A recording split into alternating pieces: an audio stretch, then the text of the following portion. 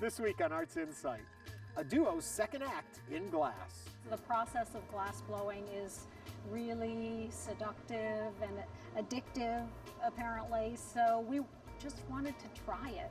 More than just a quick pick. It's a beautiful relationship of taking painting, of taking early photography, and being able to express it in a given form.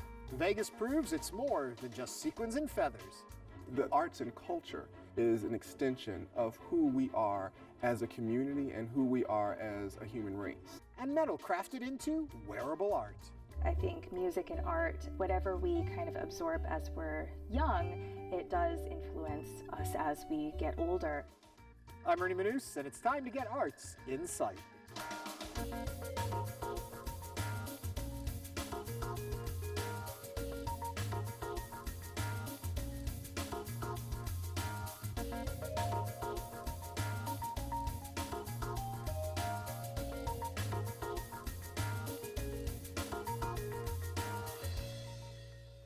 Hobby Center is unveiling its new season of shows, and we have your first look at the upcoming season.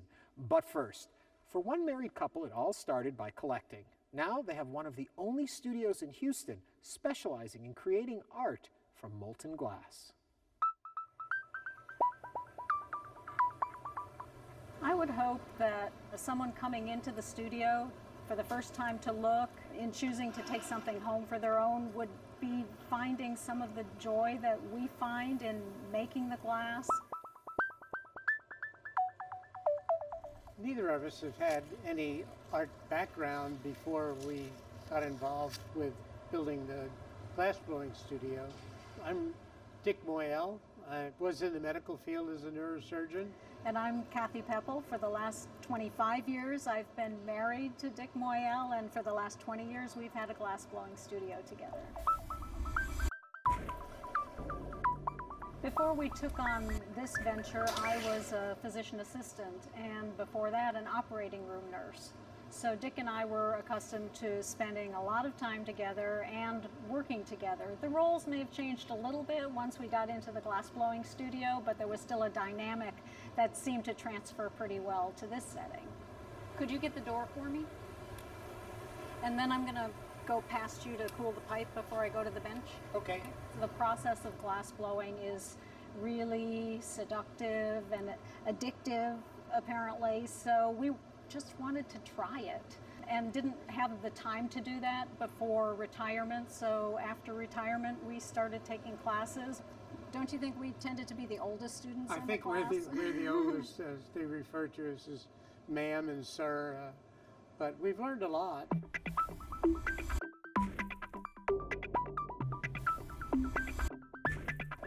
There wasn't art glass community in Houston. We made attempts to check the various colleges and universities, and there wasn't a program, so we decided to build our own studio.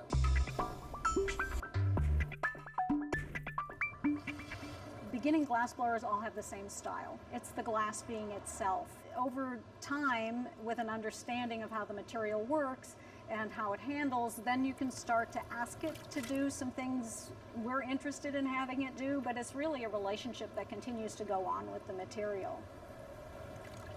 There's some basic steps for all blown objects. Getting enough glass on the end of the blowpipe to accomplish the piece usually takes up the most amount of time because that's where the coloring and the patterning occurs. Okay. We start out with a shape idea, but if the feedback we're getting from the piece runs counter to that, then we make adjustments during the process. So once all of the pattern and the glass is on the end of the blowpipe, the glass is blown out, the walls are thinned, the shape is refined, and then the glass is transferred from the blowpipe to another steel rod so that the raw end that's broken off the blowpipe can be shaped and formed. And when that's done, the glass is put into an annealing oven where it is cooled at a very prescribed rate depending on the thickness of the glass to relieve the stress in the glass to bring it down to room temperature. The challenge has been to know what our limitations.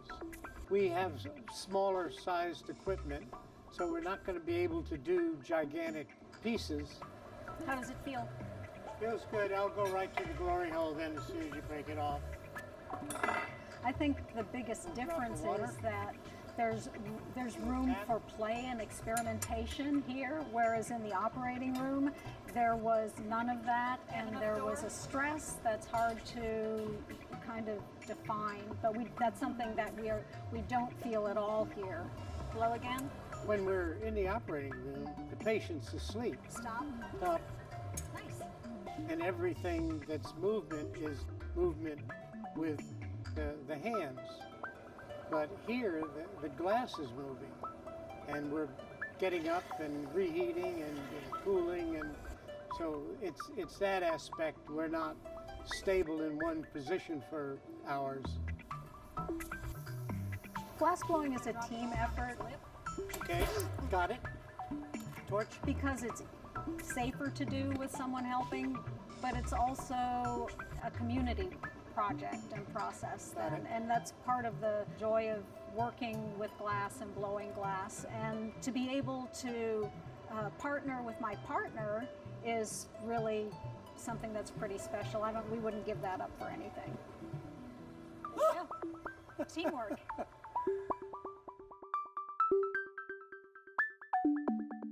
To find out more, visit HoustonStudioGlass.com. Now, as we mentioned at the start of the show, Broadway at the Hobby Center is announcing their 2016-2017 season. And here to share more details is the president of the Hobby Center Foundation, Fran McFerrin. Hello, Fran. Hey, Ernie, how are you? You're excited about this season. I'm very excited about this season, yeah. So what's your favorite thing coming? Oh, goodness. You know, we have so much that it's hard to select maybe a favorite thing. I'll tell you one of the most unusual shows. We don't often have a play, and we have The Curious Incident of the Dog in the Nighttime, which won Best Play, as you know. And it's a really unique piece about a kid who's on the autism spectrum. He witnesses a crime, and then the whole play is about him trying to get to the bottom of the crime and, you know, vindicate himself in some way, but also it's really important for him to see that, you know, justice prevails. And gosh, it is so well done. It's just brilliant, and, you know, appeals, I think, to a broad spectrum of people, not just people familiar with autism. When we book shows, they're playing on Broadway, and then by the time they play, they're not. But yeah, it's a real boon, and the show is doing so well, I suspect it'll still be on Broadway when we have it next year. So that's a play, but the rest are musicals. The rest are musicals, you know, and of the roster that we have 5 Houston premieres, and we have 4 shows that were either Best Play or Best Musical. Okay, you're starting off with a favorite around here, Jersey Boys. Jersey Boys, third time in the market, you know, appeals to everybody, even if that wasn't sort of your genre age-wise. You come to the show and you realize you know all the music. You know, it's such a feel-good story. It's talking about knowing all the music. Then you have King and I. Right. The King and I, produced by Lincoln Center, you know, those guys can do nothing wrong. Seriously, if you've ever seen any of the stuff that they've done, just incredible. And when they put a tour out, the quality is just as good as it is on their stage. Now, Peter Pan has been popular of late, and you've got the most popular and the most current of the Peter Pans. Yeah, Finding Neverland. And you know, it was candidly panned by the Broadway community. Didn't get a single nomination, and I loved it. It is one of my favorite shows. It's fun, the sets are cool, the music is great. It's one of those interesting shows where you leave and you're able to sort of hum some of the songs in your head, even though it's the first time you've heard it. Yeah. So it's awesome. And then, and I love this segue, you have Something Rotten in the schedule. We do, yeah. And you know, it's very funny. It's equal opportunity offensive. The storyline is, you know, back way before premium seats were a reality. These guys are trying to create a hit play. And there's a soothsayer that says that singing and dancing combined with a play is going to be the thing of the future. So they set out to write the first musical, and I mean, it's just hilarious. It's a great night in the theater. And a musical that came from film, which is really doing very well and surprised a lot of people, The Bodyguard. The Bodyguard, right. So this is really interesting too, because it's headed right to tour in the US versus to Broadway first. And had an opportunity to see it in London with Heather Headley about 18 months ago, who, phenomenal, you know, won the Tony for Aida a number of years ago. And, you know, it was great. It was really amazing. I think people will love the show. And you have Deborah Cox, who's going to be We in do, here. that's right. We have Deborah Cox, yeah. And then, of course, 2 favorites are coming back, Book of Mormon And Lion King. Yeah, you know, what do you say about The Lion King? You know, it's our 4th play. It does well every time. I think people bring their kids that haven't been, and it's really a family experience. And Book of Mormon talked about a hit that nobody saw coming. To find out more about everything going on at the Hobby Center, where can people go? www.thehobbycenter.org. Thank you very much. You're welcome. Next, one photographer captures images with more than just her camera. She layers her photographs with paints, textures, and digital effects, creating powerful images that are thought-provoking and emotional. I was driving Route 66 and I just saw this field of sunflowers. It made me stop, and you go out and you just look at it, and then you start noticing things. You start noticing the wind, you start noticing the birds, you start noticing the clouds, and wanting to recapture that sense of joy and taking a moment and then preserving that memory. Okay, and then kind of have your body a little Angela Voorhees has an interactive relationship with the photos she takes. Her passion for printmaking and painting led her from simply taking pictures to reconstructing moments. Like, I did one piece and it's called Joy. The process of images that I used and layered over it was to go back to an idea of early photography when you'd have tintypes. When you did a tintype, it was something that was very precious and you preserved for years. And so then just the age and that memory, the tin would rust and corrode. Certain styles of printmaking, you can use chemical base to erode your plate to give this texture. So taking both of those ideas and trying to put them over this photograph to capture an idea of memory. I am not a bread and butter photographer or artist, although I'd love to be. So there's the frustration of I don't have a studio. So how do I, with what I do have access to, how do I convey these messages in a way that is really deep and really personal? Despite not having a studio or all of the resources she would like to create her images, Angela's work has been shown at both RAW and MySlart exhibits. You have a single dimension object, the photograph, but yet the landscape, the book, the person, none of those things are a single dimension. So how do you bring that back for the viewer? And so I also take a lot of images of textures, go and photograph rust, grass. I actually will photograph paint strokes and then paint with those textures over the photograph. So you're taking similar ideas, like in printmaking, when you build up the layers. It's a beautiful relationship of taking painting, of taking early photography, of taking this moment and being able to express it in a given form. Angela's process depends upon details that many times go unnoticed, and yet work together to create images that are distinctly atmospheric. Kind of driven by the overabundance of digital photography now, everybody has access, honestly, to really great technology. Even on your phone, there's all these filters and you can come up with a pretty awesome picture. I want to do something more. There's such an overemphasis right now on what's beautiful or making something look beautiful, even the mass manipulation in Photoshop to make it beautiful. But I almost take things, like even the idea of texture. I'm going to go photograph rust. I actually photographed a mud flap from a semi-truck once because of the staining on it. The written word is a constant source of inspiration for Angela, adding an allegorical depth to her work, giving viewers a glimpse into half-told stories and allowing them to fill in the gaps. I was actually challenged several years ago to come up with an idea based on the book of the Bible, Exodus and Titus. Reading through these books and really feeling challenged with an idea of justice, I started looking at different images, at different analogies, like reading up on historically the figure justice and where that came from and what it means, to then really feeling the tension of, do we have justice? And then I did a lot of research on women who struggle with eating disorders and anorexia and the idea that justice has been starved. So trying to create this visual of the Lady Justice of the statue as if she was a living person. A poem by Ellen Bass entitled The Thing Is was the impetus for her latest project.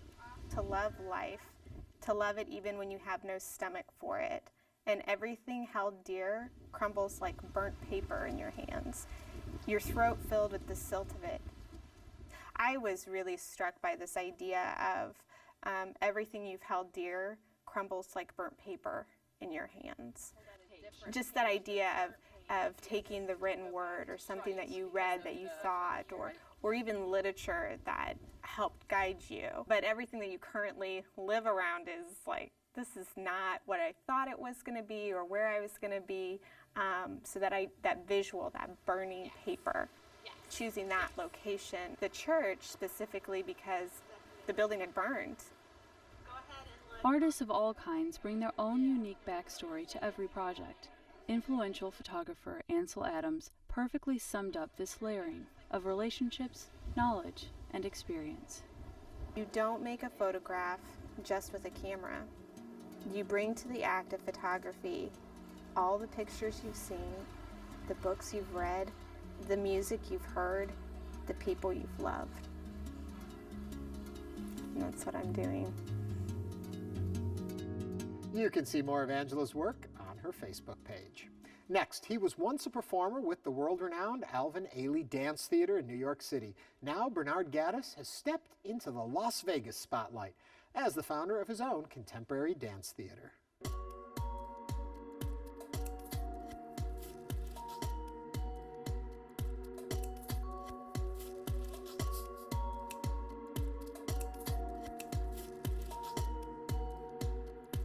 Alice Down the Rabbit Hole is one of those old-time grim fairy tales. It was something that was required in my high school. We were to read Alice in Wonderland. It was about this young girl who thought out of the box and didn't put herself in what society thought she should do. So that's what piqued my interest. My name is Bernard H. Gattis, and I'm the founder and artistic director for the Las Vegas Contemporary Dance Theater. I founded the company in 2007, along with Charmaine Hunter, who was the principal ballerina with Dance Theater of Harlem. I'm originally from Philadelphia, Pennsylvania. I was born and raised, and then moved to New York City after joining the Alvin Ailey American Dance Theater. I remember sitting at home as a kid watching a PBS special, and I saw 7 men go across the stage and they were dancing. I had no idea that it was dancers from Alvin Ailey because I had never heard of Alvin Ailey before. But that image stayed with me and it kind of led me to dance. And then years later, I joined the Ailey Company when I was 21. And actually had the chance to do that same ballet that I saw on PBS when I was a kid. People say I found dance, but dance really found me. And it was just something that I was comfortable with. So I came to Las Vegas and I joined the cast of Cirque. Charmaine Hunter was here in Vegas. She asked me to start a company, and I started the Las Vegas Contemporary Dance Theater.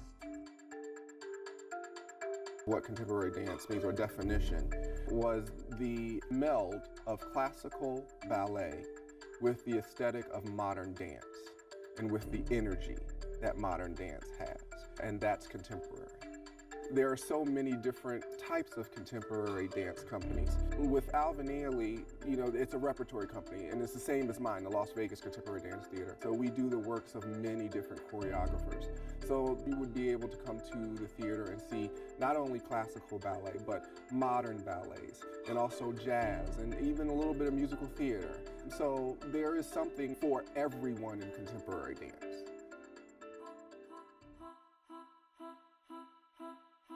My company is considered a very dramatic company, and it's because we like to send people through an emotional roller coaster. We like to have them feel joy and anger and sadness and love, lust. We should be able to move you without saying a word, to reach you and who you are as a human when we're dancing. So we should be able to connect with what it is that we're doing on stage and what it is that you're feeling, and making sure that that connection is honest and true.